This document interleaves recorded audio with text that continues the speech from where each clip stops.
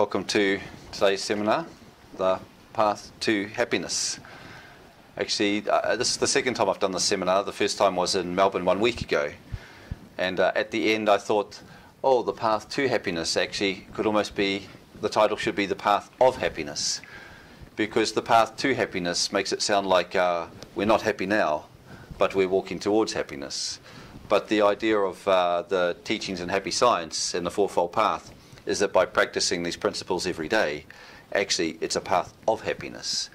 So looking at the path there on the screen, where you see all the flowers and the light coming through the trees, we could imagine that the path of happiness is actually finding happiness and walking the path, rather than walking the path to happiness. But that's just a small detail, right? To and of.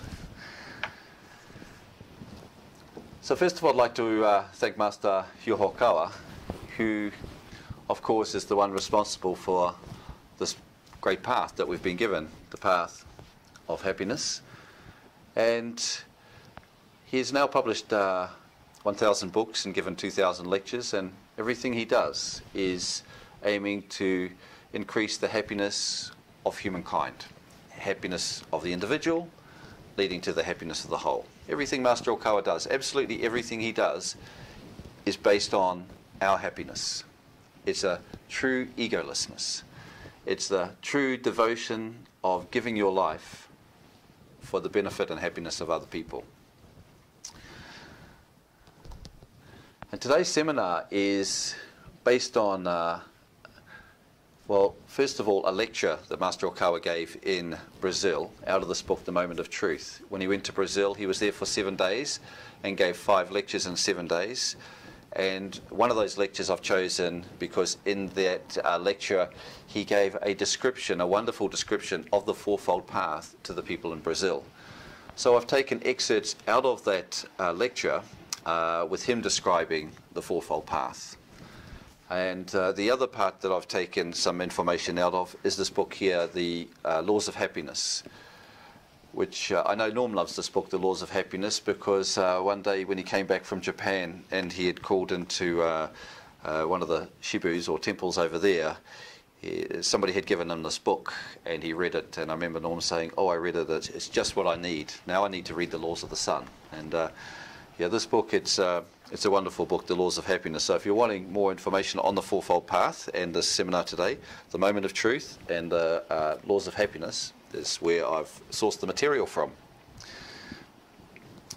I've just put up on screen now a picture of a Happy Science temple in the middle of Tokyo, and I was lucky enough to have just come back from there 2 weeks ago to an international retreat that was held.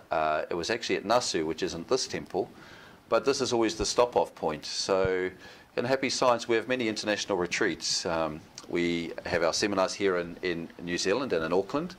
And hopefully it'll be nice to us to actually, as time moves along, for us to organise retreats where we do gather groups and we go away places and stay for a weekend somewhere. You know, we can maybe hire out some space and go away on spiritual journeys together. But also we can visit twice a year. They have international retreats in Japan. And at these retreats, there's a great opportunity to deepen your understanding of the teachings, to deepen your faith, and really receive inspiration from the heavenly world. As you can see, it's just a beautiful and magnificent temple whereby once you enter the temple and you get to sleep in the temple and spend a couple of days there, you feel like you've actually entered the gates of heaven. There is also in Australia now the temple, the Australia Shoshinkan, or Australia Main Temple.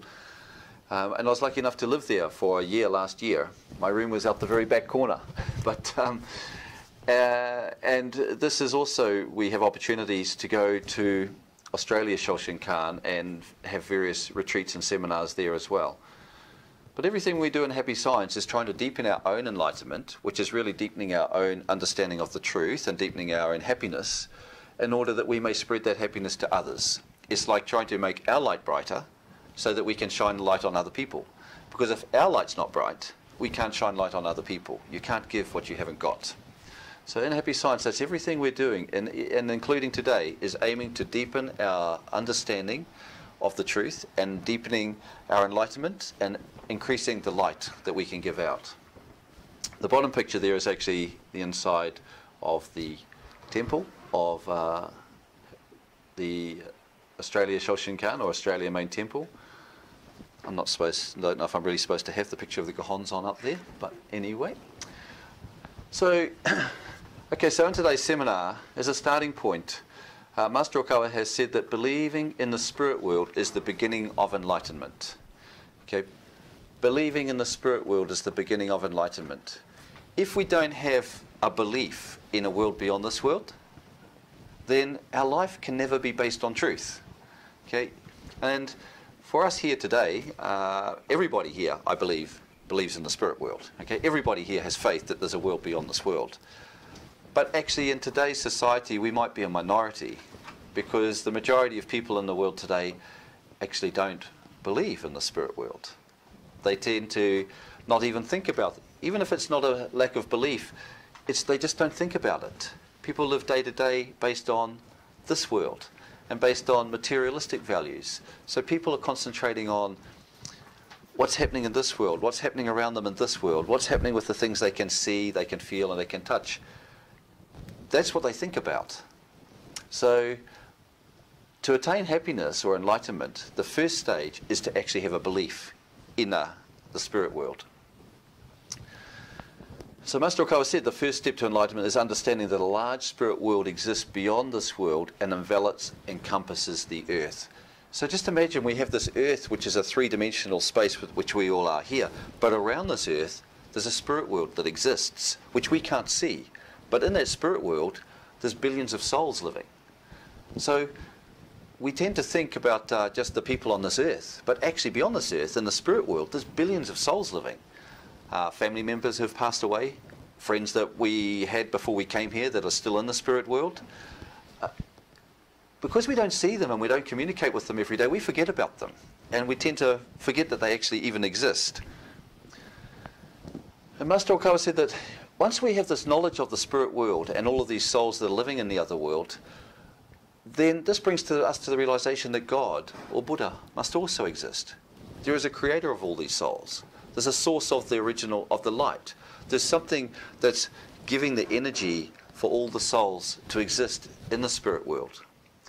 And then Master Okawa said that this world beyond ours, the world where we live now, is our true home. So not only are we living in this world and really thinking that everything around us that we can see is real and everything that's around us is all there is, it's actually the opposite to that. The other world is the real world, and this world is just a world which is a temporary home for us to come to train our souls.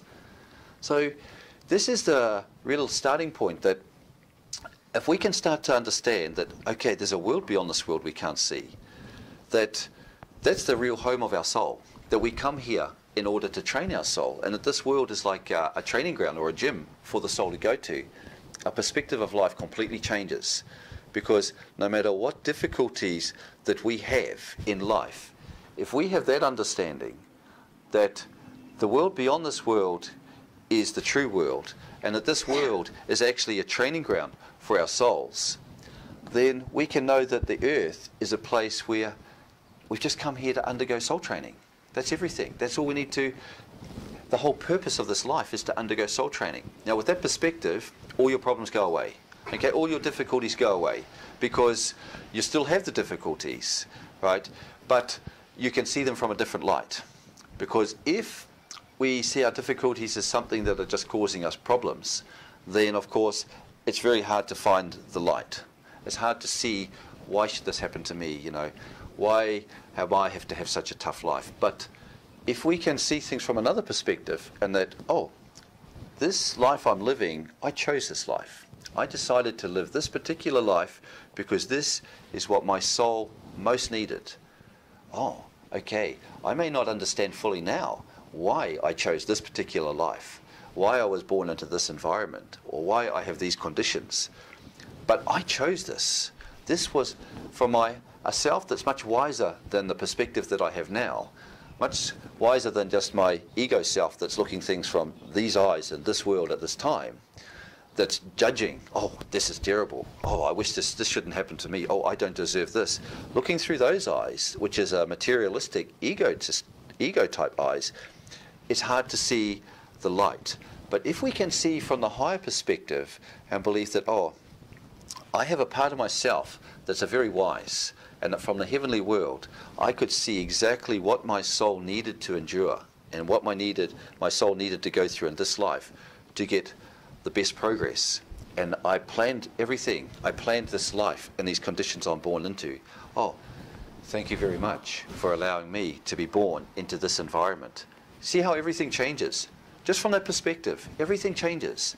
We can go from a life of feeling suffering and difficulty to a life of acceptance and understanding and a joy in our hearts. This is the path of happiness. Part of the path of happiness is, this is the first stage of the path of happiness, is believing in the spirit world, believing this world is a training ground for the soul, and believing that everything about your life is supposed to be that way. Whether you're rich, if you're rich, your challenge in life might be to stay humble. Because when people become rich, often they lose themselves and become materialistic and don't worry about other people and think too much about wealth. If you're poor, maybe your challenge is to be able to find happiness even in poverty, or maybe overcome your poverty and attain wealth. But you know, no matter what your conditions you're born in, it's there as a training for your soul.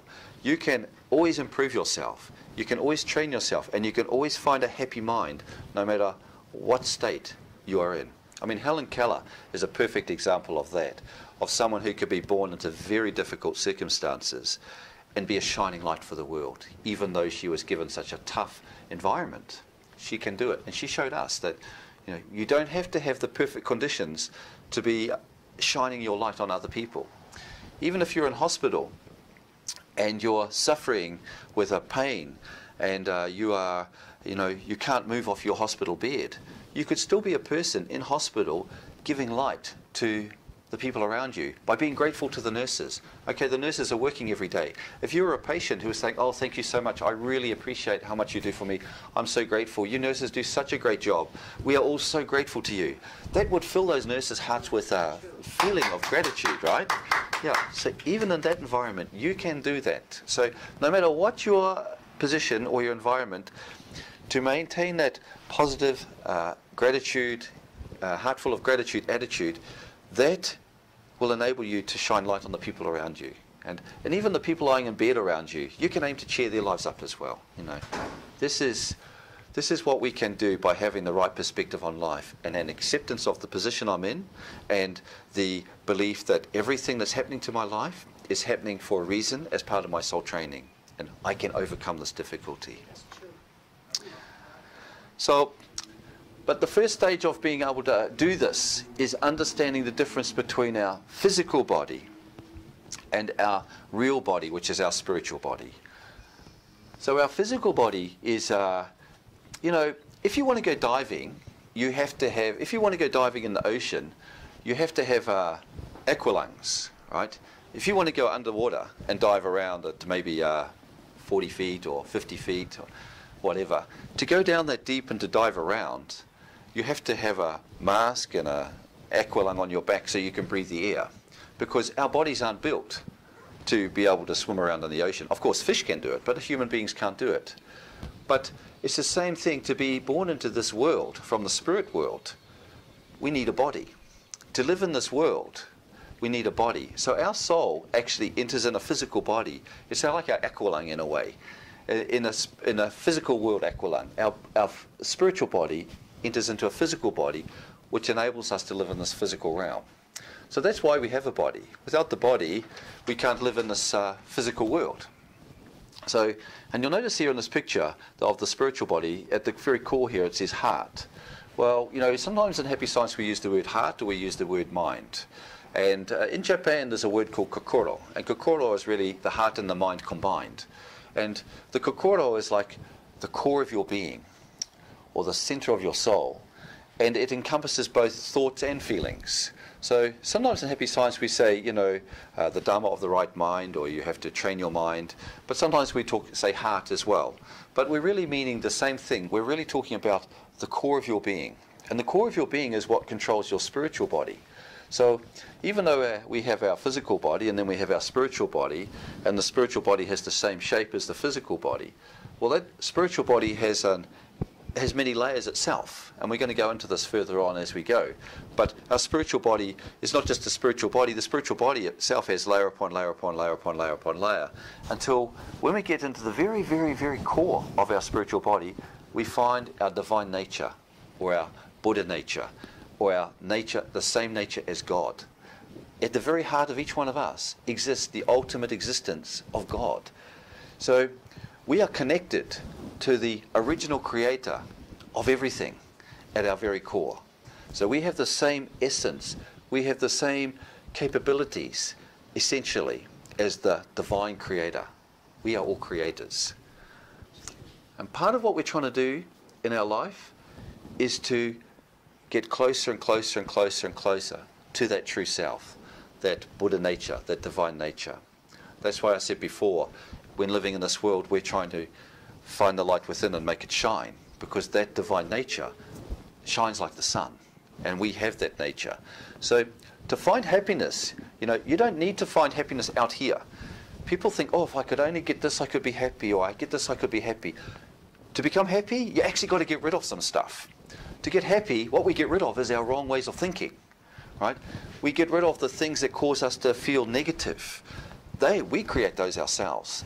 Once we get rid of those, because they're not true, they're false things that we've accepted into our mind through our growing up in life, through having a wrong perspective normally of life, which is why the very starting point is to correct our viewpoint of life. Oh, I'm a spiritual being. I'm here for soul training.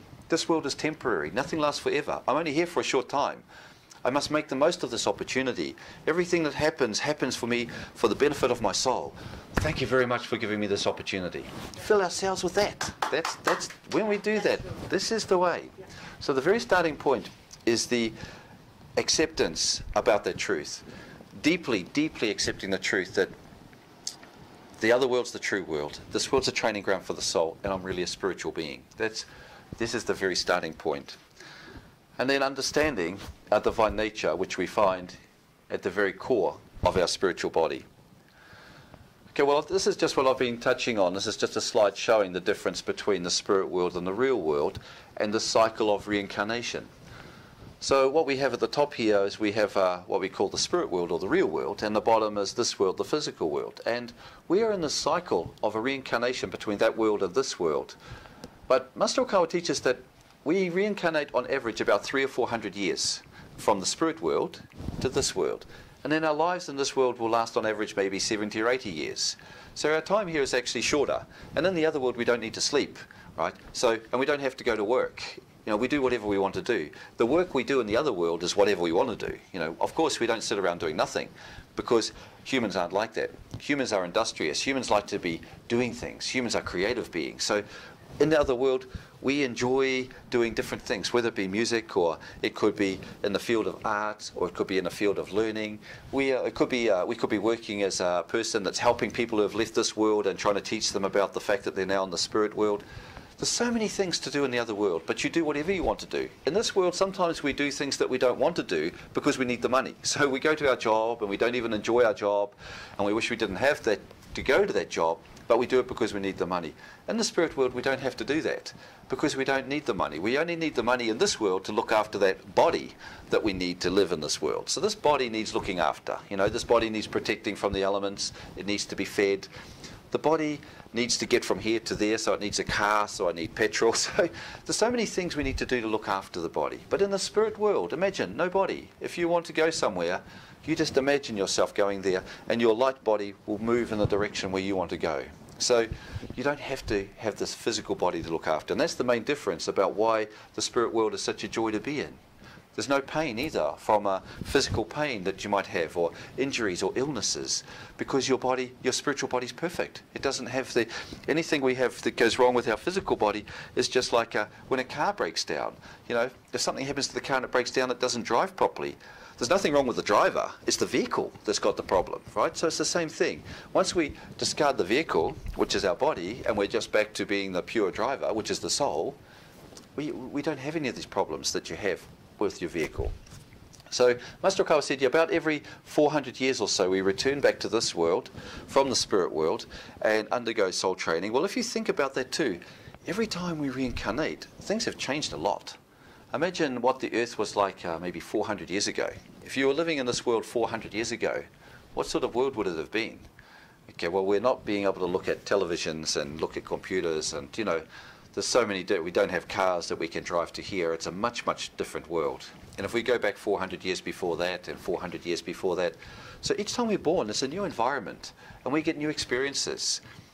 That's where I remember Master Okawa said one time that now is the time in this age to make the effort to study a lot, because you know, I have a tendency sometimes to want to live a relaxed life, and I think, oh, why don't we just take it easy? We live in eternity. What's the rush? But actually, the thing is that, as Master Okawa said, is that, well, in another time when the world is not so advanced as it is now, it might be fine to just sit around and meditate all day and, you know, not make too much effort to study and learn.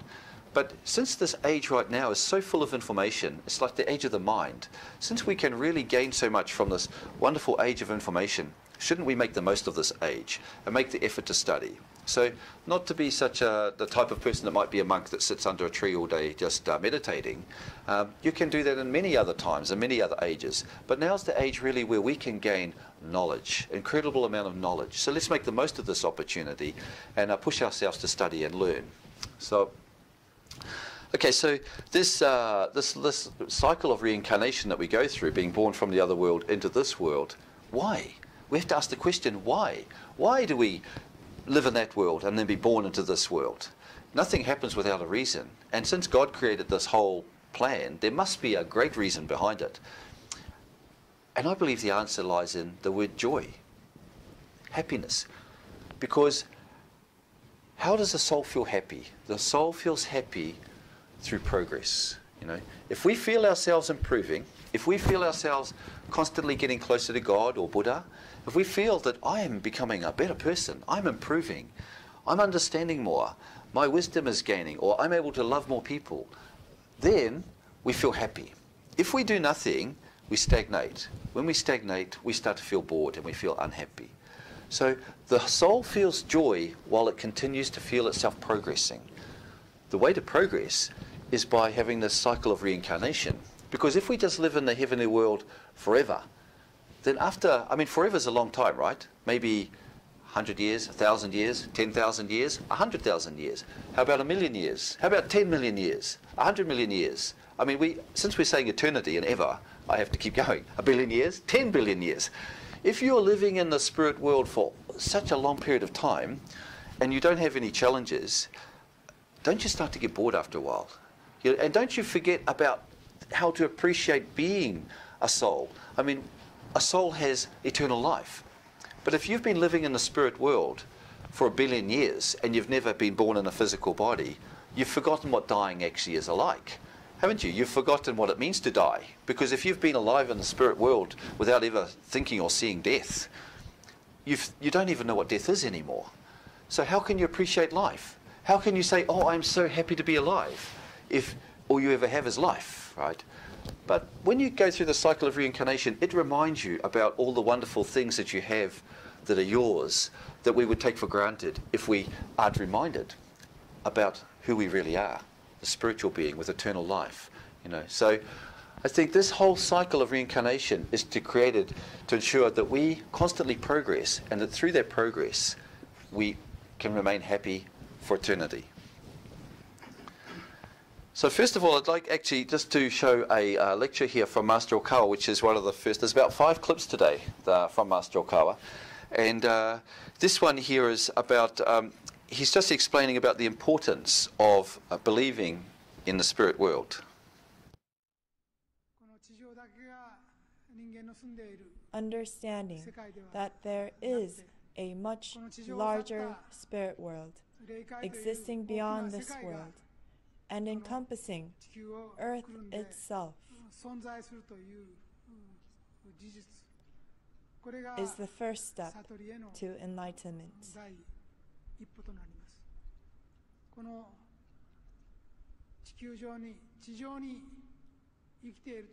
By understanding the existence of a world beyond the physical world, will lead you to understand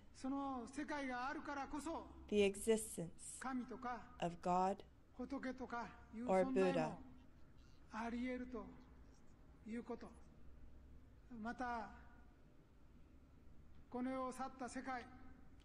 By understanding that there is a world that you return to after death, you would understand the significance of the soul training you undergo on earth.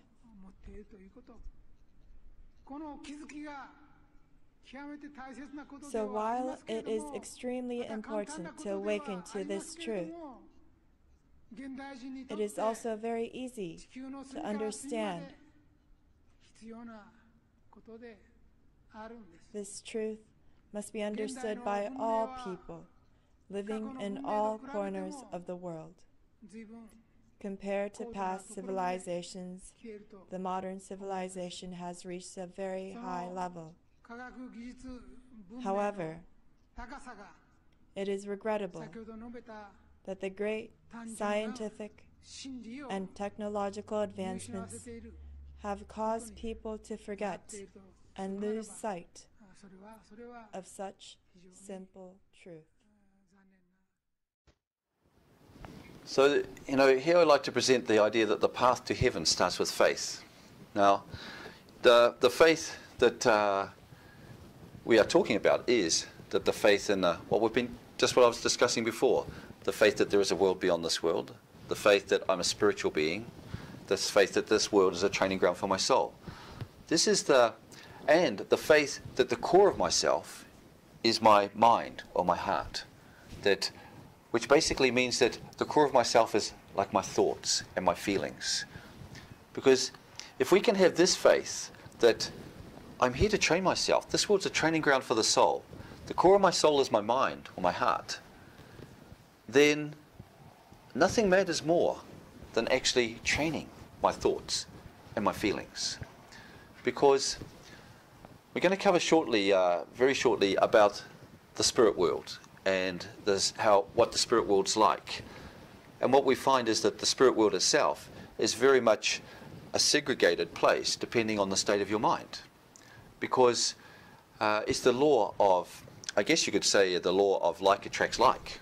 Because in the spirit world there's many different stages, and depending on the state of your mind means that when you leave this world, this is where you'll actually be in the next world. But more than that, even while we're living in this world, our hearts are already connected to somewhere in the other world. So while we're living in this world, our mind or our heart is already connected to somewhere in the other world. And that's why in this world we can start to feel a happiness, like a heavenly state of mind, a heavenly happiness, because our mind is actually connected to the heavenly world if we create a heavenly thoughts in our mind now. Master Okawa said that our happiness or unhappiness in the next life is ultimately decided when we leave this world and return to the other world. So, a person might be looking like they're very happy now, right? But actually, it's only once they pass away and end up in the spirit world that their true happiness will be seen or not. Because, as Master Okawa said, if when we leave this world, no matter how it seemed that we appeared to be successful and happy in this world, if we don't return to the heavenly world, we cannot say that we're happy. No, you're not happy if you fall into hell, right? You're not happy if you're in a place of negative thinking. So some people in this world, people look up to people sometimes in this world and think, oh, I wish I could be like that. That person's really successful. And I remember Master Okawa once in one of his books spoke about a Japanese Prime Minister who had passed away. And because of his psychic ability, Master Okawa can look to see where souls are in the other world. And he checked to see where this Prime Minister was from the past. And he found that he wasn't in the heavenly world. He'd fallen to a hell realm because this Prime Minister had a lot of ego and a lot of anger. So anger, as we know in Buddhism, is one of the poisons of the mind. But because he suffered from a lot of anger, his mind was a coarse vibration of anger. So even in this world, when people saw him, they might have aspired to be like him. Oh, he's so successful, I wish I could be like him. But actually, you don't want to be like someone whose mind is attuned to hell. You know, so sometimes appearances are deceiving, and it's only when we leave this world that we're really going to discover what state our mind was and is existing in, because by the realm that we find ourselves in and by the people that are around us. So, based on this, right faith is to believe that we're here to train our soul, and to believe that the core of myself is this mind or heart or kokoro, if we want to use the Japanese word. So what we say in Happy Science is that this right faith, if we believe that this world's a training ground for the soul, the core of myself is the spiritual being, that the spiritual being will be existing in the other world, then there's only one thing for us to do, and we call that exploration of the right mind. And the right mind means the mind of God or mind of Buddha. So exploration of the right mind means that, before I was saying that, you know, we have many different levels or stages within us, and at the very core of us we have our divine nature or Buddha nature. So exploration of the right mind means looking deep within and finding this divine self, exploring ourselves and finding our divine nature. And we can do this through practicing the principles of happiness, or we call the fourfold path in Happy Science. So that's what today's seminar is really all about, is as a starting point. This has just been the starting point, right? The starting point is right faith.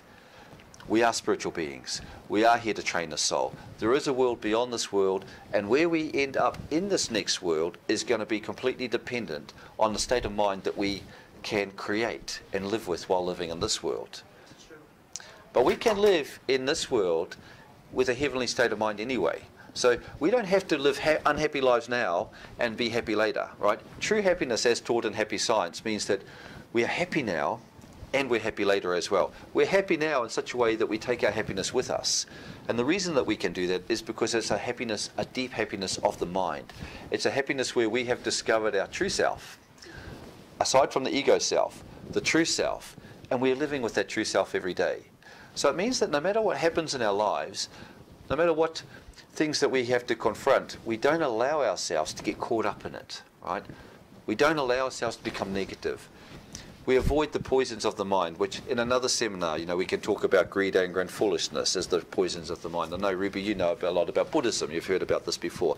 But, you know, other seminars where we touch on these topics. But we don't allow things like that to affect our mind, because we can see things clearly, and we are determined to keep our mind pointed in the right direction towards the heavenly world. And as I was just saying, that by practicing these four principles, this leads us to a true happiness. Well, the true happiness, as I said, is a happiness now. So every day you live happy, and a happiness that when you leave this world, your happiness continues into the next world. Okay, so this, just before I was talking about the spirit world, and this is just a representation of the spirit world. And at the bottom here, you'll see also is the three-dimensional earthly world. Now, all of us came from one of these dimensions. I mean, once you study the teachings in Happy Science, we don't have time for this today, but if you look at the Laws of Eternity, or the Nine Dimensions book, or the seminar that I did on the Nine Dimensions, which you can see online, but then you might discover, when you study these different dimensions, where you might be from. When you study the teachings of Happy Science, you can read this and you get a feeling like, oh, I think this could have been the stage where I was at before I came here. So you can soon, by looking at this and studying this, you can work out where you might have come from before you were born on this earth. But just looking at these different stages, these are like the stages of enlightenment or stages of love. So our soul has different stages of love. And at the very bottom there, you'll see there's a dark band called the Hell Realm. And this, you know, even though all these other stages are stages of love, hell itself, in a way, is about love as well. But it's love turned around. It's love upside down, because the essence of love is giving. The essence of love is wishing somebody else to be happy.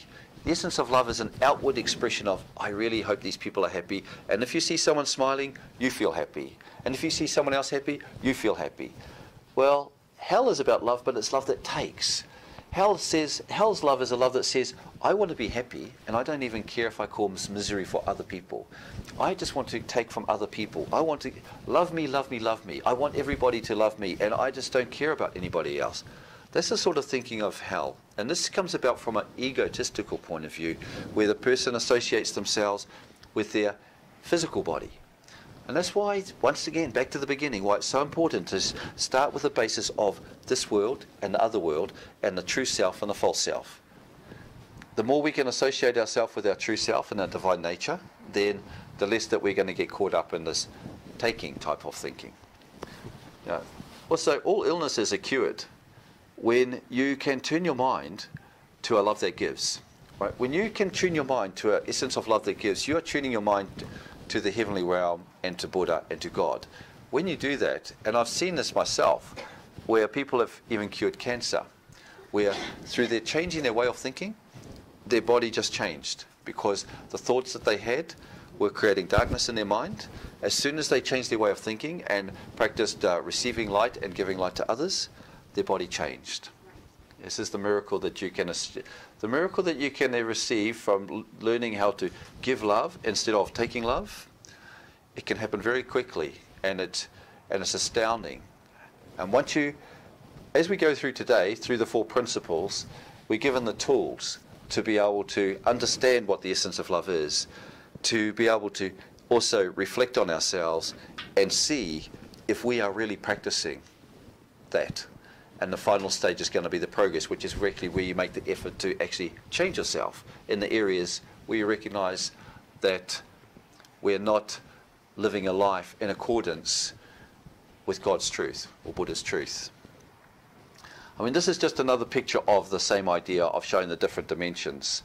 And the main point here is that beyond this world, there's an eternal path for the soul. And that the soul can move through from a 4th dimensional world of just instinctual love to a 5th dimensional realm of just fundamental love, or what we call love that gives, which is really the beginning of heaven. Because all the souls in the 5th dimension realize that they're spiritual beings and they enjoy happiness of other people as if it's their own. And in the 6th dimension, the realm of light, which is a nurturing love. Which means that you need to study something and learn something to be able to give something else. You know, like if you're a gardener and you're able to make plants grow and you're able to nurture them, you need some sort of knowledge to do that. My mum's a great gardener, but she didn't just become a great gardener without making effort. She knows when the plants need water, when they've got too much water, when they need nutrients and what nutrients they need. You know, that takes us a knowledge to be able to nurture something like that. So nurturing means that you make the effort to study something and learn something, and then you use that knowledge that you've gained to benefit other people. The 7th dimension is the realm of angels, and this is an altruistic love. This is a forgiving love. This is a love where a person completely sees other people from their divine nature and can forgive people for any mistakes and any problems, because they realize humans are like children in the eyes of God, and doesn't hold problems and mistakes against people, because everything's about soul training. So all the mistakes we make are eventually something to reflect on, to learn from, to help us grow. So just as a parent would never hate their child for making mistakes, the parent just wants to help the child grow and forgives the child very quickly. The same thing from the angels in the heavenly world, forgiving human beings for mistakes, because they realize that human beings are immature and living in a world that's very difficult to live in because we're blind to the other world, and we make many mistakes, but they easily forgive us because they realize that it's just about a training of the soul anyway. Everything's just for training of the soul. So they'll never ever hold mistakes against us. They just want us to wake up to the truth and live our happy lives.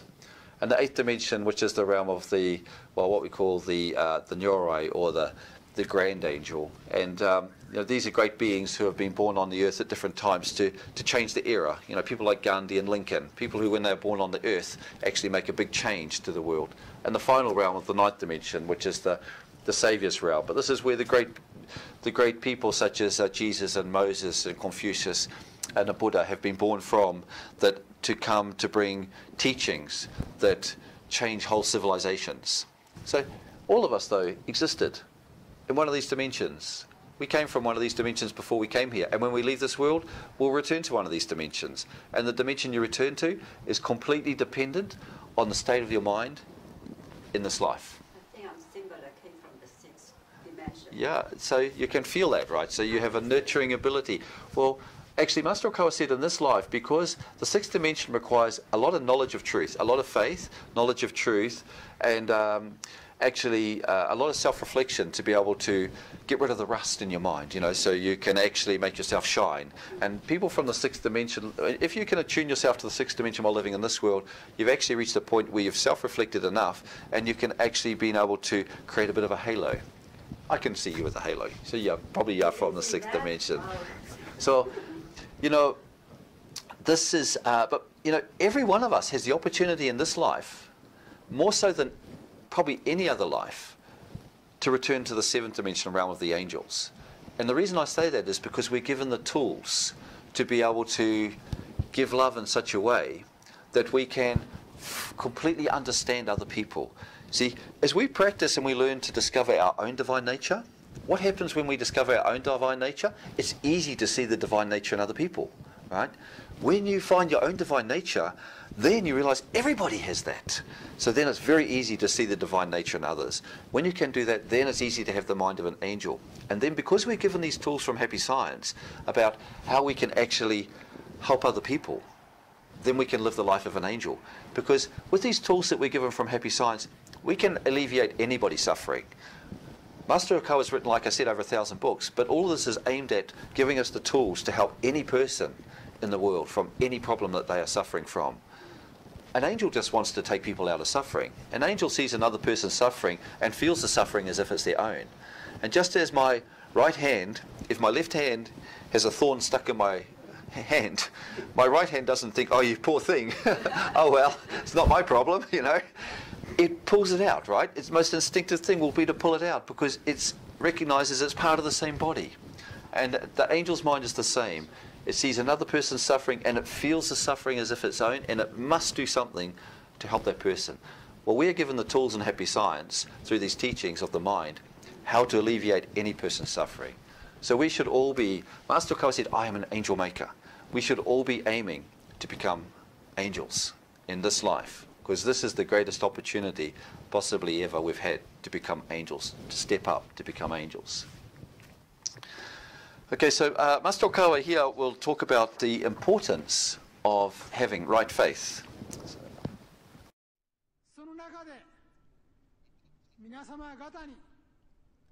The one thing that I must teach over and over is the fact that the happiness or unhappiness of humans is ultimately decided when they leave this world and return to the other world. I, as the master of the spirit world, must teach you the path that will allow you to return to a world of happiness after leaving Earth.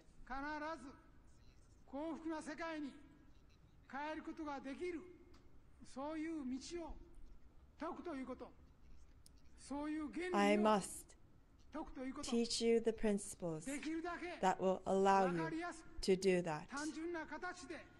I would like to teach this truth in simple and easy words, so many people could be enlightened. I spoke about this earlier, but proving the existence of the spirit world is the first step to enlightenment, so it is very important. It is important to teach that the spirit world exists and that your journey to return to the original world begins now. Another point I must teach is to have you be able to determine whether your way of living is in accordance to the heavenly world or the world called hell.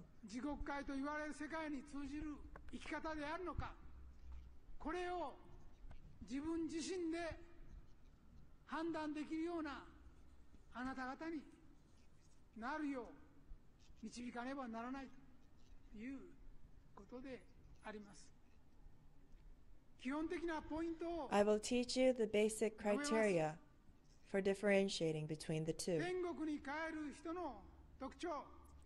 So what are the characteristics of people who return to heaven? First, and most importantly, You must have correct faith. If you do not have correct faith, it means that you still have not matured as a human being. Animals do not have faith. A condition for being human, or rather an advanced human, is having correct faith. Now, what is correct faith? The principles of happiness, which I will be teaching you today, are part of correct faith. I'm sure you have heard about the principles of happiness a few times at Brazil Shoshinkan. There are 4 principles for human happiness. I have called this the fourfold path. And now we're going to, start getting into the actual principles of happiness that Master Okawa teaches about, which is, the main path that's taught. Like I said before, Master Okawa's written 1,000 books and has got many different teachings to help many different people, and no matter which way they're suffering in their life. But the principal path, or principal teaching in happy science, is this exploration of the right mind and the principles of happiness. So exploration of the right mind means that we're trying to create right mind. What is right mind? Right mind is the mind of God or mind of Buddha. That's what we're aiming to create. And then we're using the principles of happiness to do it. So the 4 principles that we have, love, wisdom, self-reflection, and progress. These are the 4 principles of happiness: love, wisdom, self-reflection, and progress. And, the idea is that, the essence of God is love. The essence of ourself is love. But we also need wisdom. It's love without wisdom can create a lot of problems, actually. Parents who might give their children lots of sweets because the children love the sweets, then of course the children's teeth rot and fall out. So it was not such a good thing after all. So the love was misguided. And, that love without wisdom can create many problems. So first of all, we have love, but then we study the truth and we acquire wisdom, and we get to understand more things more deeply, and through that we can actually apply a much better level of love. And then the self-reflection. The idea with the self-reflection is that through studying truth and understanding things more deeply, when we self-reflect, we can within ourselves see the difference between what we've learnt and maybe the way we are. So say for instance, we could be studying this truth today about the idea of the spirit world, and this world's a training ground for our souls, and that everything that happens is part of our training, and we should accept it and be grateful for the lives we have. And that's knowledge, right? Yeah, and that's great. But if it just stays like that, it just stays out here. But when we practice self-reflection and we sit down and we quietly think about that, and we think about what that means to my life and what problems do I have in my life, and those problems I've been given, why have I been given them? And how could, if I was to be approaching them with this basis of foundation of faith, how would I live? And am I living that way? Am I actually acting that way? If there is eternal life, am I actually living my life in a way as if there is eternal life? Or do I really suffer when somebody dies? If somebody passes away, or a friend or a parent or somebody dies, do I think, oh, this is just terrible, this is just shocking, but hang on, life is eternal. So self-reflection means when we really think deeply about the truth and think about whether or not we're living our life in accordance with what we've learned and the truth, then we can find a difference between the truth and the way we're living, and the progress is about narrowing that gap. Right? So with the love, wisdom, and self-reflection and progress, with these 4 principles, we actually can change ourselves into becoming people who are closer to the ideal mind, the mind of God or mind of Buddha. I mean, Buddha 2,500 years ago on earth, he had a great awakening and experienced the truth. And so he was able to live his life based always on the truth. So what we are aiming to do really through this exploration of the right mind is to become a person who can live with the mind of Buddha, which is to us the same as the mind of God. Okay, so before I showed the picture of the spirit world, and you know, our minds itself actually have the same stages as the spirit world. The spirit world, as you saw before, had the three-dimensional world as this that we live in, the earth, but beyond there the 4th, 5th, 6th, 7th, 8th, 9th. Well, our mind actually has a similar dimensions within it. So you'll see on this diagram that it has a surface consciousness and a thought belt. Well, that surface consciousness is like the ego self. That's like this three-dimensional self that's living in this world, and it's seeing things and hearing things and associating with everything in that way from a worldly point of view. But below that, the 4th, 5th, 6th, 7th, 8th, 9th, these are different stages that we have within our mind. So that's why I said before, within our mind, in our ultimate stage, that 9th dimension, our divine nature, which is the same as our Buddha nature, all of us have this inner wisdom. Like there's an idea in Buddhism that when you get rid of your ego self and you allow your mind to go tranquil, and you get rid of all the waves of thought and you know, ways of normal thinking, and you let that calm down, just calm down until it becomes completely smooth, like a completely smooth lake, or like a glass or a mirror. When you get to that state and you just sit in silence, that the wisdom of the universe can flow out. So we already have this wisdom within us, but it's our busy minds that stop that. So this idea here of what we're seeing here is our mind is structured with many different stages, and all the stages of love exist within us as well. And we're trying to, as much as possible, discover this divine nature. It's like we're mining. Exploration of the right mind is we're mining for this divine nature. And but you'll notice that at the top there with the surface consciousness, there's a thought belt. Well, Master Okawa said that everything that happens in our life, every thought, every word, every action, is recorded on our thought tape. And when we leave this world and we return back to the other world, all of these things that are recorded, actually, in the Golden Laws, this is a wonderful book for a great explanation of this. Master Okawa described that this thought tape, our thoughts are actually coloured. If you have thoughts which are in tune with Buddha's mind, they're like gold. They're written in gold on the thought tape. If you have a minds, say, that are maybe jealousy, they can be like green. Or if you have anger, they can be in red. So there's many different colours for the different types of thinking. But when they get mixed up, a lot of these colours get mixed up, they become like a shade of grey. And our thought tape becomes quite grey. But at moments in life where our mind is in tune with the heavenly world, it's written in gold. So can you imagine, when you return back to the spirit world, if this tape's presented in front of you, you can very quickly see what sort of life you lived.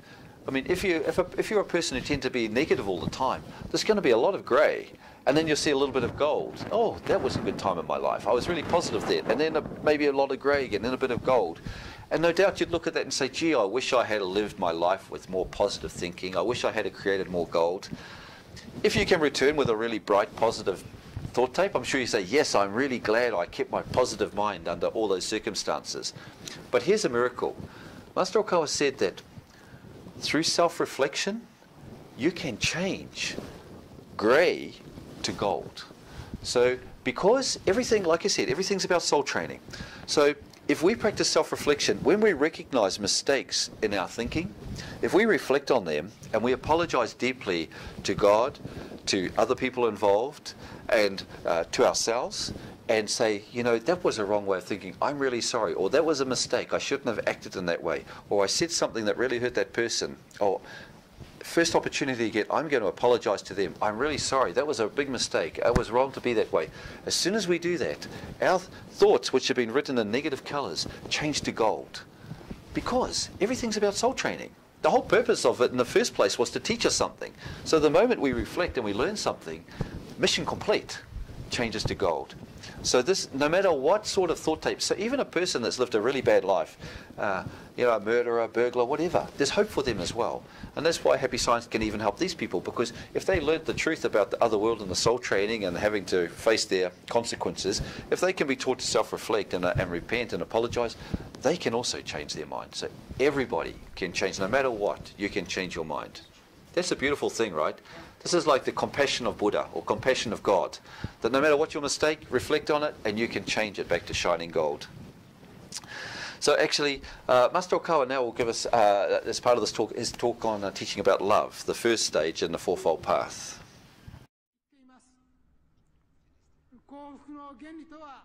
The four principles for happiness are love, wisdom, self-reflection, and progress. People are apt to covet love. They want to be given love.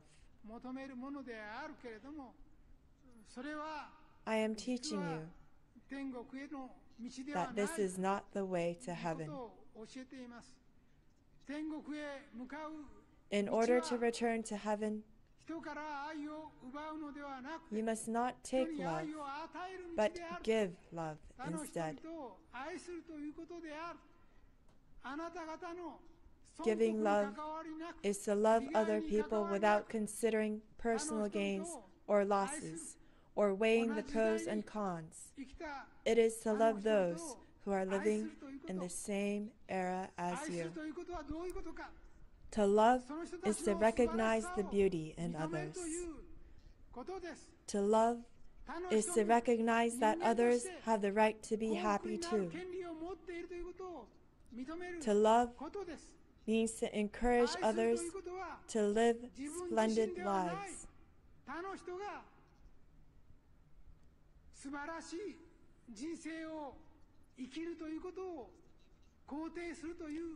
To love is to feel joy when others find happiness, smile, become affluent, and enter the right path. This is the principle of love. One of the key teachings that really it helped me a lot in Happy Science was this idea that love does not expect anything in return. And you know, Master Okawa has said that one of the most significant characteristics of today's world is that many people exhibit a love that binds instead of love that gives. Love that binds others is not really love, but an expression of egotism that aims to catch and control another. Well, this is out of the book, The Starting Point of Happiness, and The Laws of Happiness. And this was something I was caught up in without even knowing I was being caught up in it. It's something that sometimes when we think we're loving somebody, what we don't really realize is that we are giving love, but we're expecting to get something back. And the reason we're giving love really deeply is what we're hoping to get in return. And we don't even realize we're doing it. I was doing it to a person, and I felt like I loved this lady, and I really felt that we could have a wonderful life together. But when she decided that she didn't want to be with me, I suffered a lot. And I thought, well, I just want to love her, and we should be able to be together. And I was suffering a lot, and it was at the time that I found this teaching from Master Okawa, and he said the essence of love is giving, and if you're suffering because of love, then you are taking love. True love is love that gives. And I thought, well, I'm not really taking love, I love this person, and I just want us to be together.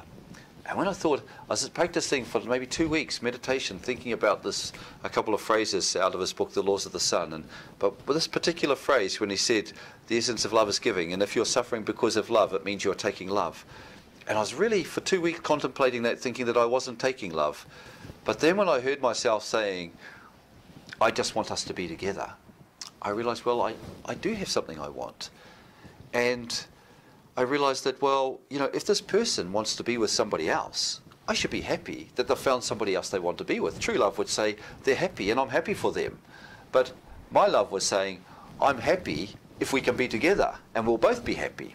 So actually, I had an experience whereby one day I thought, it was quite a rebellious thought, where I thought, that's it, I don't care anymore. I don't care what she thinks. I'm just going to love her anyway. And honestly, in this moment, I felt this great weight lift off my shoulders. I felt a feeling of energy burst from my heart. And I sat there just feeling blissfully happy, thinking, I do love her. And I could feel like an energy that was flowing from the universe, from my heart to her. And it was just created bliss in my heart. And I realized that, you know, we are, each one of us, we are a vessel that can give love to others. This is what we are. As a human being, we have ability to receive the love from God and give it to others. And in the moment we do that, that is love. That is love. So the moment you you give love to somebody, you are experiencing love. So you are not dependent on anybody else for love. The very moment that you feel love for somebody, you are experiencing love, because the love you are giving them wasn't yours to start with.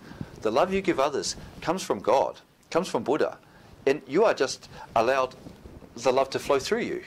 And as love flows through you, just like water through a hose, the hose must, if a hose could feel, the hose would feel joy at the water flowing through it as it can water the garden. You know, all the water it gives to the garden is just for the garden to grow. It makes the plants grow, right? But the water, the hose, to do its job, doesn't hold on to water. If it thinks, oh, the water's precious, I need to hold on to this water, there might not be enough water, I better not give out too much water. Then the hose doesn't fulfill its mission. It cannot really feel the joy of the hose. But if a hose, just knowing that there's infinite amount of water will always be flowing through that tap. If it just says, I'm going to give as much water as I can to this garden and make the garden grow, that's what we can be like too. We don't need to hold on to love. We just need to find ways that we can give love to more people. And the more love we can give to more people, the more love we feel. It's as simple as that. The more love you can give to more people, the more love you feel. It's really quite simple. But the hard thing is putting it into practice, because there is a tendency, we have our true self and our ego self, which we're back to the same thing again, the false self and the true self. The ego self thinks that when we're giving something away, if we're not getting something back, we're losing. The true self, the divine self that we're aiming to explore and find, is the self that understands that it is love. I have an infinite amount of love, and I feel joy when I give love. This is the self that we're exploring. But this was, for me, one of the biggest things in Happy Science that changed my life, was the feeling of, when I experienced that, you know what I thought next? I'll never be unhappy again, because I don't need to rely on anybody else for my happiness. If my happiness comes from giving love to you, and I don't need anything back, then you can't stop me from being happy, because there's nothing you can do that will make me stop giving you love. So I can keep feeling giving love. I can keep feeling the joy of giving love. And I can honestly say, since that day in 1994, my life changed, and I really haven't had any unhappiness in my life, because I have no expectations on anybody. I just feel a sense of joy and a sense of giving from my heart, you know. So I'm really grateful to Master Okawa's great words of wisdom. It was also that when that happened, I realized how powerful his teachings were. Okay, so actually, and on that, this is an excerpt from Master Okawa where he talks about the same type of love from Hermes. Hermes, if many people from the West would know about Hermes, but Hermes was somebody who was born in Greece and was known as one of the gods of Greek gods, or maybe the greatest Greek god. And Master Okawa teaches that this Hermes, we don't have time to talk about it today, but Hermes is part of the same consciousness that's part of the Buddha consciousness. And Hermes' consciousness envelops love and progress. So let's hear Master Okawa explain about this teaching from Hermes about how love blows like a clear wind. So why did Hermes talk about love as a clear wind? I would like you to think about this. What is it that is clear and transparent? To explain it in a different way, it is the spiritual body, the spirit, or the soul. Let's think about this. It is probably true that most of you cannot see spiritual beings of the other world. However, many of you may have thought about the idea of having a guardian spirit, or may have thought that angels of light are constantly trying to help and guide you. Probably you know it as knowledge. Try to place yourself in the shoes of these spiritual beings. Spiritual beings that cannot be seen are trying to help you. They are trying to make you happy. They are encouraging you and guiding you from the other world so that you won't choose the path of unhappiness. They fight for you when you do wrong and are about to be controlled by evil spirits or Satan. They are making every effort day and night in order to bring you happiness. However, you cannot see them. You do not even know if they exist or not, and because you don't know, you don't appreciate their presence. So, in order to teach you the philosophy of love, it may have to be in a visible form in this world. However, when you leave this world and return to heaven in the other world, and become an angel of light, what do you think your mission is? It will be the work of pure love itself. It is invisible work. You will not be appreciated and noticed.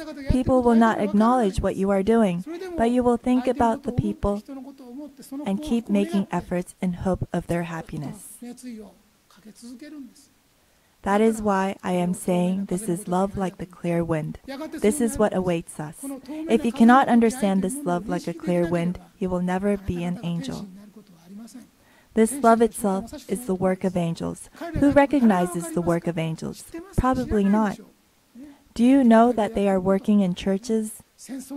Or the fact that when war is going on, they are comforting people? You do not know what they are doing to make this world peaceful. But they are indeed making an effort to accomplish this. Many angels are working hard, but nobody in this world can see what they are doing. Their love is pure and transparent. They won't stop their work, even if people in this world do not understand or recognize their existence, or even if people deny the existence of angels. Still, the angels will not stop helping people in this world. Their love is just like a clear wind. Its existence is invisible, but people can feel when it passes by. The wish to make people happy is becoming materialized through people in this world. This is the love of angels. So the love like the clear wind that Hermes taught was actually about the love of angels. On the other hand, what is the love of a person? As I just mentioned, human love is visible love. People try to do something nice to others or to give love to others, but they are always seeking something in return. Don't you expect something in return when you love people? When a husband loves his wife, of course he expects that she loves him back. The same goes when a wife loves her husband. She expects something in return. Even if you give love to people around you, you probably expect they will give something in return. Isn't this true? There are many kinds of volunteer activities, but as people do these activities, they most often seek for the credit or recognition that is accompanied by the activities. What I am saying is that even if an action is recognized as love in this world, it is still not enough from the spiritual perspective. Of course, even if people seek something in return, it is still important to be nice and helpful to others rather than doing nothing. However, if such an act of love contains one's ego, selfishness, and self-satisfying desires, then that love is like a wind with sand and dust. It would be like a sandstorm, as if dust is mixed in with the clear wind. This is when love contains a sense of self-satisfaction. However, an angel's love is not like this. Their love is devoting love, love that gives, or love that expects nothing in return. They just give and only give. They do not expect anything in return. So even someone tries to do something nice in this world, if one is expecting people's praise or promotion or money in return, then it is not angel's love in the truest sense. The love that Hermes taught was love that expects nothing in return. He tried to create a utopia in this world based on this selfless love. He tried to build an ideal world and aim for progress and development. Hermes did not give up on this world. He wished to create harmony in this physical world too. This world of happiness already exists in the other world. The other world is divided into two big categories, heaven and hell. Heaven is a place where people filled with light and happiness live. It is a place where people return to when their hearts were filled with light and good thoughts while they were living on earth. Then, what about hell? This is a place for people who used to live only for themselves, for their own desires, and at others' expense. These people hurt, killed, or ruined other people's lives, and thought of it as insignificant as long as things went well for themselves. Such people fall down to hell. These are the two different worlds. The world of heaven is filled with happiness. It is Utopia. If the purpose were to only be able to return there, that would be the end of the story. However, this world was the cause for heaven and hell to be divided. The way people live and think while they are in this world separates heaven and hell. So, unless we make this world an ideal place, hell will never disappear. We are simply postponing the work to our next life. In the other world, angels visit hell, or purgatory as it is called in Christianity, to save those who have fallen to hell. It is indeed a very tough job. They are working very hard every day. In order to make these angels' work much easier, it is important to increase the number of people who are aware of the truth and make an effort to create utopia in this world. This was Hermes' idea. So principle of wisdom is the next one. So we've had love, and now we're into the principle of wisdom. Now, Master Okawa said, knowledge is power, and by knowing the truth, you can change your life. Well, this is just what we've been, the starting point of what we've been talking about today is by knowing this truth, you change your life. You change your way of thinking. When you change your way of thinking, your life changes. And the main thing is by raising our awareness of the understanding between the other world, the true world, and this world, this is the main point of wisdom, is the relationship between that world and this world. Because, as we were talking about at the beginning, if you have a full understanding that this world is nothing more than a training ground for your soul, you won't become attached to this world. And when you're not attached to this world, then things of this world, you can be in this world but not of this world. Things of this world won't affect you because it's not the permanent world. It's not the real world. Okay? And wisdom is about gaining a proper life perspective and accurate spiritual knowledge of the meaning of life, which is exactly what we're studying here at Happy Science, this whole meaning of life. I wish we could teach this to kids in school, right? The meaning of life. If we could teach kids from a really young age the meaning of life.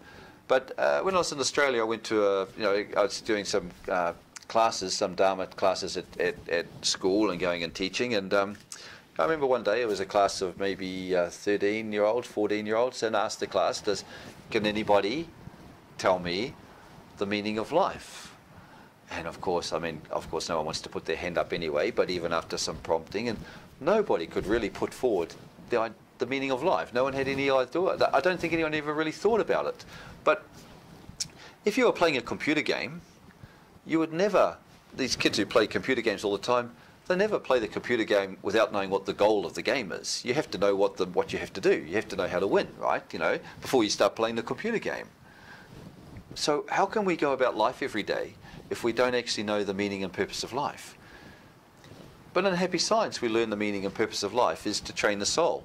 The core of the soul is the mind. So it's exploration of the right mind. It's discovering our divine nature and aiming to bring that out as much as possible in any moment, in every moment of every day.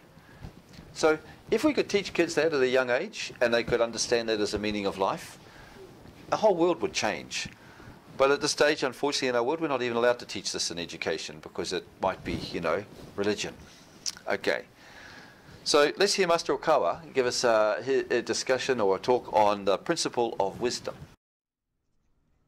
Then what is the second principle? The principle of wisdom. The modern principle of wisdom includes knowledge for understanding diverse worldviews.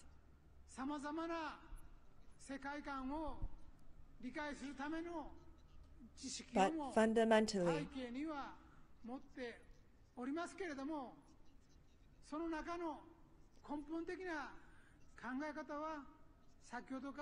it is to acquire the wisdom that understands the relationship between this world and the other.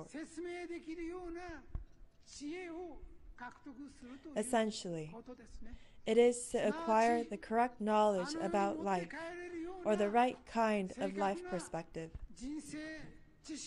that can be taken back to the other world. In other words, it is to have a spiritual view of life. You have a job, a family. There are many things you must do every day to make a living in this world.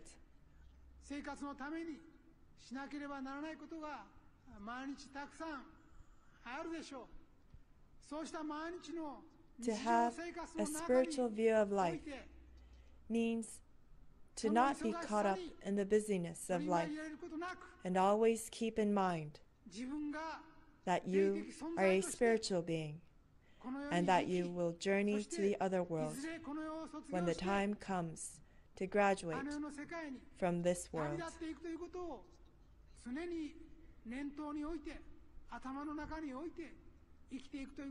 In other words, it means to look at how you are from the eyes of God or Buddha every day and see if you are living a right way of life.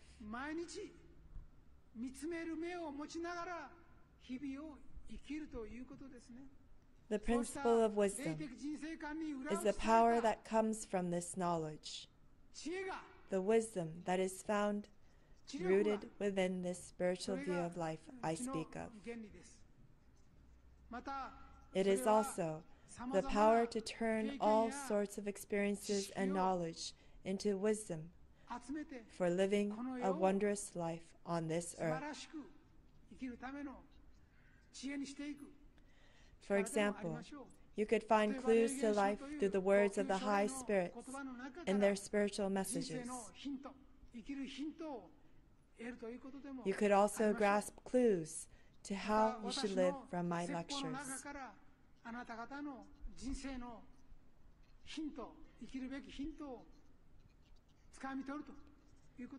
Acquiring and living by the right perspective of life as seen from God or Buddha. That is what the principle of wisdom is about. My wisdom might allow me to make it stay a little bit longer next time I cut the video. Okay, so the principle of wisdom in today's society, and as I was saying before, Master Okawa said, we've just get so much information. I mean, if you want to find anything out, right, if you've got a computer, you go into Google, you can get anything. It's incredible. The whole world is at our fingertips. It still amazes me. Anytime you want to know something, you just type it in and boom, here's the information. But information is only information. And, you know, it's like this book is full of information. But if I read this book and I think about it, then it becomes knowledge. Because if I apply the information that's in this book to my own life, then it becomes knowledge. Right? But then if I put that into practice and I experience it, then it becomes my wisdom. It's a little bit like I was saying before about when I had the experience with the discovering the love that gives, you know, I read it, and it was information in the book, and I read it, and it became knowledge, and I applied it to my own life.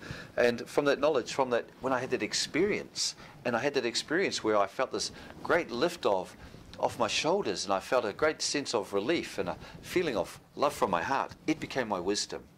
So that's my experience, and now that's my wisdom. So this is why this principle of wisdom means really about making the effort to study and learn, then it becoming your knowledge, and then actually putting it into practice, and then it becomes your wisdom. And when it becomes your wisdom, you can then share it with other people, because it's your wisdom. You know, if you just read something and it's information, and then you give somebody else that information by just replaying or reciting what you read, it doesn't have the same power as when it's your wisdom. When it's your wisdom, you can put it in your own words and explain something in your own way. So that's okay. So the next stage is self-reflection. So we've had love, wisdom, and now the third stage of the fourfold path is self-reflection. Now, one of the things, because we're talking about happiness today and ways to happiness and the path of happiness, something that we all need to be aware of is self-reflection cuts off negative spiritual influences. Now, I was saying at the beginning about we live in this world and we just see with our physical eyes, we see physical things, and we hear with our physical ears, but this idea of negative spiritual influences, we're talking about evil spirits. And evil spirits, I used to think, were just a figment of somebody's imagination, or maybe used from churches to scare people into behaving the way they wanted because you threaten them with the evil spirits. But through Master Okawa's teachings, I really feel I've come to understand and believe deeply in the existence of evil spirits. Evil spirits are really just a spiritual being that was living in a physical body that went wayward in this world and then created a negative way of thinking, and when they died, they didn't change their way of thinking. So just because we're alive now, when we die doesn't mean we're suddenly going to become angels or suddenly change our way of thinking. We create a way of thinking ourselves now. Okay, actually, for instance, the other night, I know in Norm's restaurant, they had a little bit of a problem there. It was only about 2 or 3 days ago, where some people came in after hours, after everybody had left, to hold them up. Right, so they came in with either a gun or a fake gun, we don't know which one it was, and basically they came in to rob the place. Okay, so this is a mindset of what we were talking about before, the love that takes, right? I want some money, I want to be happy, and I really don't care about what that does to your life. So they came in with a pistol, we don't know whether it was real or not, but their way of thinking is a very self-centered, me-orientated love that takes.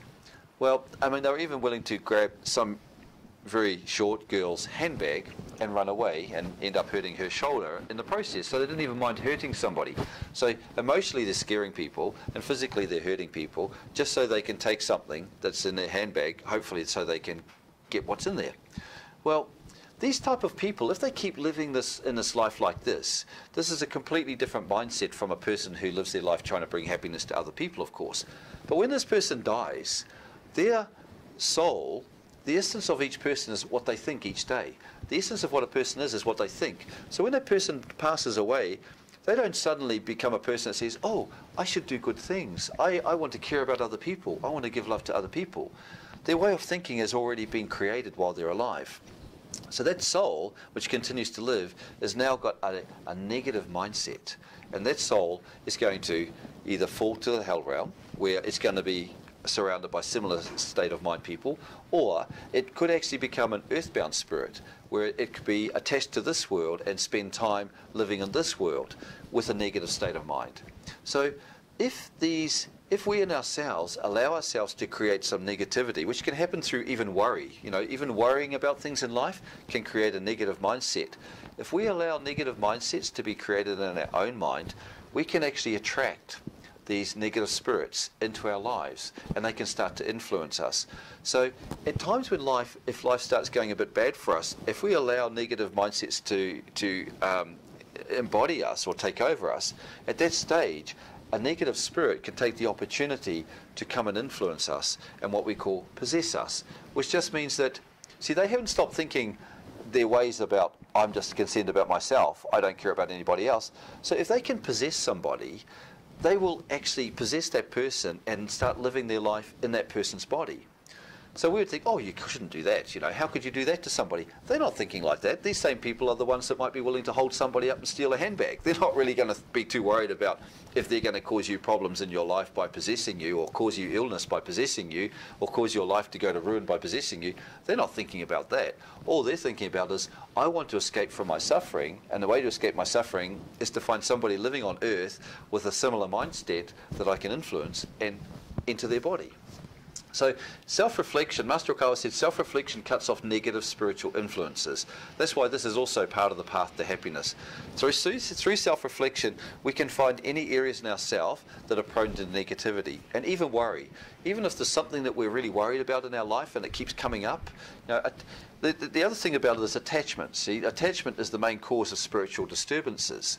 So if we have got anything that keeps coming up in our mind, right? An attachment is anything that just keeps coming up. If we find ourselves thinking about something over and over and over again, I mean, obviously, if I'm thinking to myself over and over again, oh, I want to work hard and spread the teaching and study Buddhist truth, and oh, how wonderful it is to be alive, if I'm thinking that over and over again, that's okay, right? But if I've got a worry, a concern, something that's creating a negative feeling in me that I keep thinking about over and over again, this is an attachment. We have to get rid of attachments, because through attachments, that's how we can be influenced by these negative spiritual beings. So get rid of all attachments through self-reflection. And you know, we discard the false self and discover the true self. So when we self-reflect, we're not aiming to beat ourselves up. We're not aiming to self-reflect and think of all the things I've done wrong and I'm so bad. It's not about that at all. Self-reflection isn't about beating ourselves up. Self-reflection is about discarding the false self and discovering the true self. As I said at the beginning, you know, happiness isn't something that we get from outside, something that we need to bring to us so that then I can be happy. Happiness is about discarding our false ideas. So through self-reflection, we can find ways of thinking that are within ourselves that aren't true. Ways about thinking that are attachments, or ways of thinking about ourselves which are just based on our false ego. We discard those. And when we discard those, that's how we find our true self. So a big part of self-reflection is actually more about discovering false ideas, getting rid of those false ideas, and what we're left with is the true self. Okay, so let's hear Master Okawa talk about the principle of self-reflection. Third is the principle of self-reflection. I believe Christianity was not able to sufficiently preach about self-reflection. In a Catholic church, you would confess your sins in a confessional and ask for forgiveness.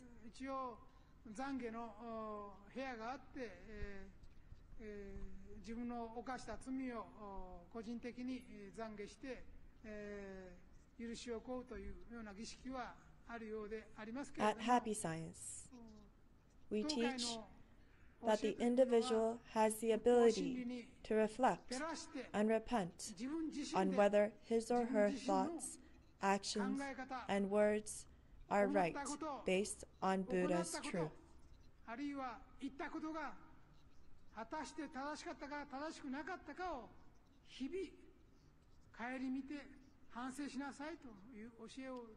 The purpose of self-reflection is not to beat yourself up or condemn yourself about everything. The true purpose of self-reflection is to bring you to happiness.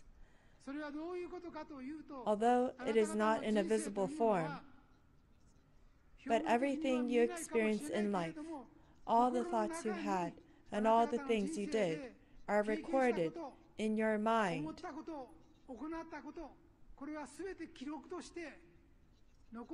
When you leave the surface of this earth and return to the other world, your life is shown to you like a movie in a movie theater.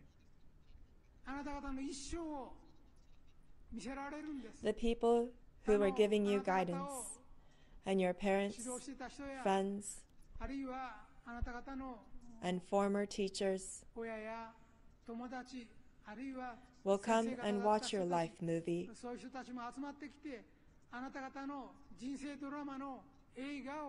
which is shortened down to the length of an hour or two.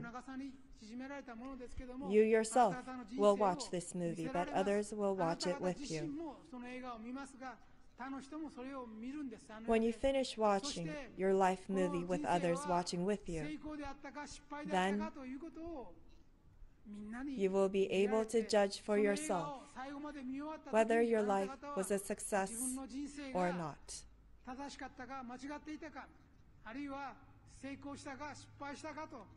The reaction of the other people watching will also help you judge whether your life was right or wrong, a success or a failure. And then you will choose for yourself whether you will go to heaven or hell. You will choose the course that is most appropriate for you. There are many paths in heaven, but there are many paths in hell as well. The world is such so that you will go to the place that best suits your soul training. For example, I hear that there is a lot of crime here in Brazil. Those who kill, hurt, and cause many others harm based on their personal emotions, without reason or without just cause, will naturally have to self-reflect when they return to the other world.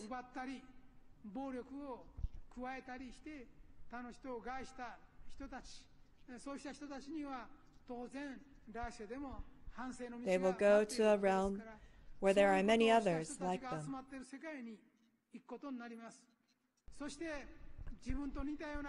They will find themselves living with others who, for example, shot and killed many people. As they live among such people, they will begin to see themselves in others, as if they were looking into a mirror. They will look at other people, but instead see themselves reflected in a mirror and see clearly the ugliness within them.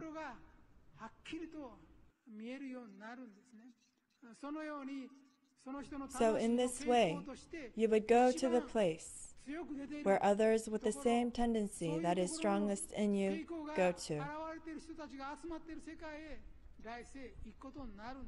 That is why I tell you to study Buddha's truth, God's truth, and self-reflect while you are still living in this world.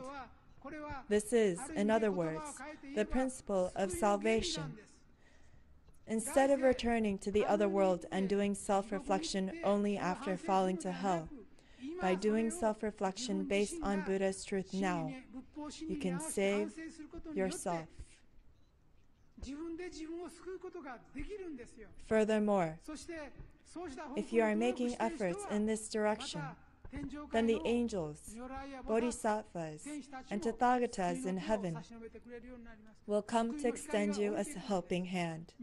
The light of salvation will shine upon you. The spirits in heaven will help those who are trying to change themselves through their own effort. Please know, instant salvation without any effort on your part rarely ever happens. You have to be aware of your own errors to find true salvation. Many religions simplify their teachings and make salvation seem easy so that they can spread their teachings farther and with less effort.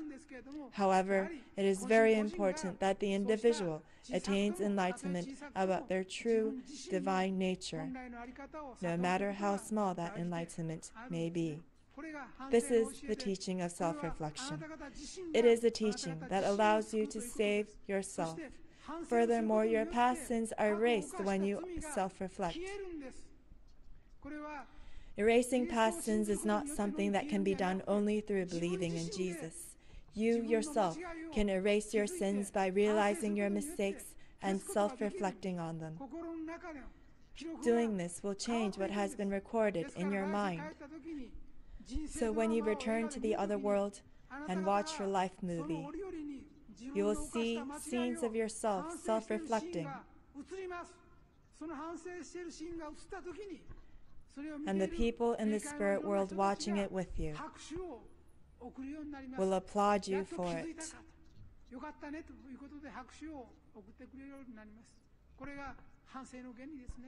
This is the principle of self-reflection.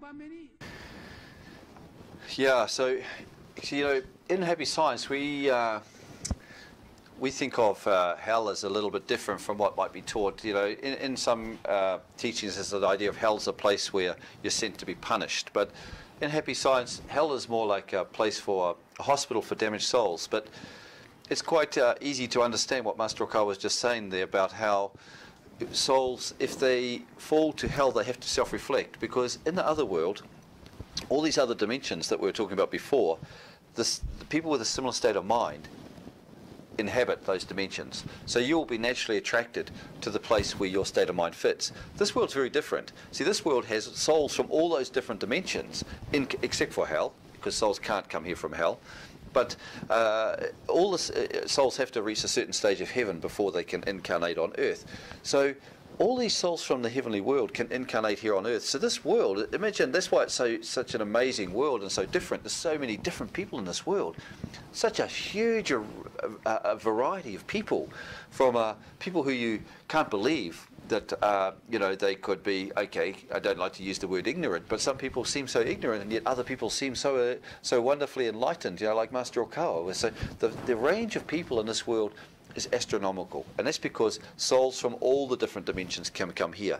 But once we get to the other world, the people that we are with are very similar minded. So we'll be in a dimension or space where people with a very similar state of mind to ourselves have. Well, in the hell realm, if a person falls to hell, let's just say, for instance, these people who robbed or tried to rob next door the other night, these state of mind that these people have created, can you imagine being in a world where everybody around you only cares about themselves? Everybody around you doesn't care anything about anybody else and would be willing to hurt you if it means a gain for themselves. If everybody around you is like that, I mean, it would be terrible. It would be terrible. I mean, whereas on the other side of it, if you're in a realm where there is nobody nasty and nobody mean, and everybody around you just loves everybody so much and cares so much about everybody and is giving love to each other, and this is the heavenly world. Well, in the other world, it's very distinct. You know, in this world, we get to experience a bit of heaven and a bit of hell every day, you know, so you don't have to go far to experience them both in this world. But in the other world, the realm we're in fits perfectly the state of our mind. So, you know, there's great benefits by making the effort in this world right now to train ourselves and improve our mind, so that the world that there's no limit to how wonderful the world that we can exist in beyond this world. So with the self-reflection, now Master Okawa said everything you experience in life, including all the thoughts you've ever had and all the things you've ever done, are recorded in your mind, and that we're going to have a chance to reflect all of those. But through self-reflection, we can change any of those blemishes. And as I was talking about before, you can make those blemishes turn into something shining gold, so they become something celebrated in your life rather than something that you have to look back on feeling disappointed in yourself with. And that you know, Master said that when you leave this world, you have a life review, and by practicing self-reflection now, you can prepare yourself for when that time comes. Well, it's like, you know, when you go to school, imagine going to school and, you know, you don't do any of your homework all year. And then comes the last day of school, and then you have to hand in all your homework. It'll be impossible to try to do all your homework on the last day. And it's the same thing. So instead of just not spending any time in this world now self-reflecting and trying to make our improvements as we go along day by day, if we think, oh, I'll just worry about the other world later, you know, I'll worry about the next world when I die, then that would be like saving all of your homework to the very end. But through self-reflection, we can make the most of every day doing a bit of self-reflection, so that the job doesn't become too big at the end. Okay, so the final stage is a progress. Okay, so we've had love, wisdom, self-reflection, and progress. Now, the idea with the progress is to increase your enlightenment and share it with others. I spoke a bit about this at the beginning as well, where exploration of the right mind means finding our divine nature and making it shine. So each one of us can become like a little sun that's shining, and that shining of light we can share with other people. And you know, one of the ways to do this is to foster positive and constructive dreams and thoughts, and do what we can to create utopia on earth. Well, you know, before we were talking about the divine nature, but one of the things about having divine nature and being like a seed of God is that we are creators. So your thoughts become reality. So whatever thoughts you hold into your mind over time actually come true. And the principle of progress is very much based on this, because as you refine your mind and then you put these wonderful thoughts and dreams and constructive ideas into your mind and hold on to them and build them up, then this itself will not only change yourself, but it will actually, you'll start to create a reality around yourself which will affect the people around you on the earth, because thoughts will manifest, right? As a human being, you have ability, a creative ability, where your thoughts will always come true. So whether those thoughts are positive or negative, they will come true. So it's very important to make sure that the thoughts that we hold on to are very positive. And the love, the wisdom, and the self-reflection, which are the first three principles, are really leading us to progress, right? So it's practicing love that gives, through studying the truth, and self-reflecting on ourselves, it leads us to progress. And one of the ways of thinking about this progress is it's like a spiral, right? So that it's a never-ending spiral upwards, because as you learn to practice giving love, and then you learn to study the truth and you acquire wisdom, and you self-reflect on yourself and you change yourself and you improve, what that does is it leads you back to love. And now your love is better love, a higher level love. You can give more love to more people. And then your wisdom increases as well. And as your wisdom increases, you can solve more problems, more of your own problems and more of other people's problems. And your self-reflection deepens and you discover more of your Buddha nature. And you can more easily see the difference between your true self and your false self. And then that leads you to more progress. And when you progress, once again, now your love deepens and your level of love increases. And you can love more people. You can have more wisdom. You can deepen your self-reflection, which leads to more progress. So it's actually a never-ending spiral. This fourfold path is a miracle path. It doesn't have an ending. It's forever, and it's an eternal path to happiness. Okay, so let's hear Master Okawa. This is his last talk on explaining about the principle of progress. Last is the fourth principle, the principle of progress. It teaches you not to keep your enlightenment or your happiness all to yourself, but to make efforts for the happiness of others in your society, your country, and other countries as well.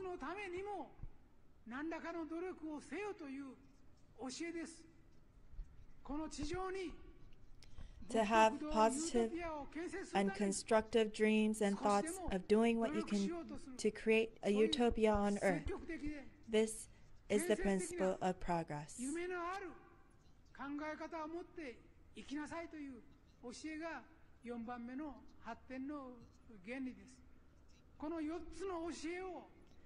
If you live by these four principles,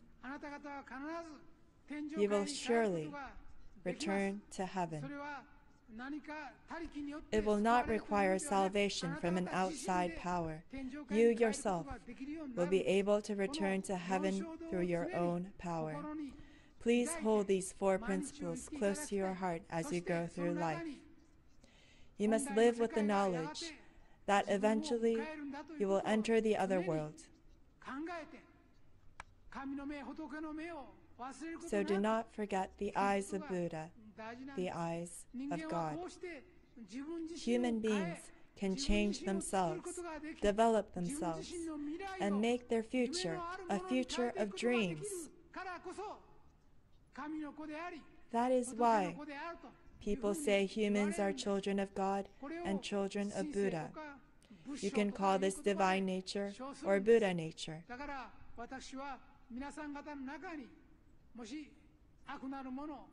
You actually have the awareness that you are a child of God or a child of Buddha within you. So once you fully awaken to this truth, then if there is evil in your heart, or if a cloud is casting a shadow upon your heart, you will have the power to save yourself. This is what I wish to teach you. It is my job to help you attain that awareness. By attaining this form of enlightenment, people have managed to get rid of the evil spirit possessing them and see their illnesses cured. It is not me curing the illness, nor is it me getting rid of the evil spirit.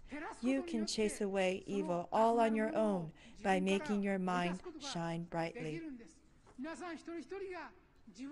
Each and every one of you has the power to save yourself. Please strongly believe this. Today, I talked about the fundamental teachings of happy science, which is the exploration of the right mind, and its method, which is the fourfold path of love, wisdom, self-reflection, and progress. If you want to understand the teachings in a nutshell, then this is it.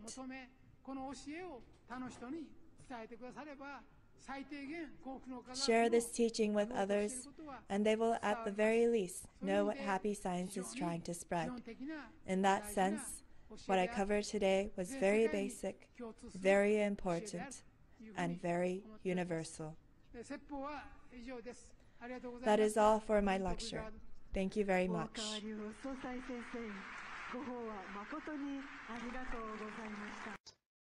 So progress was the last stage of this. And one thing that Master Okawa said, not in this talk, but actually in another book, The Laws of Happiness, when he said the enthusiasm you feel for your thoughts, the effort you put into them, and the length of time you strive to realize them, the total of these three factors will result in their realization.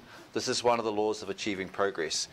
I think this is a very important statement when it comes to progress for us to understand. You know, he's given us 3 points: the enthusiasm you feel for your thoughts, the effort you put into them, and the length of time you strive to realize them.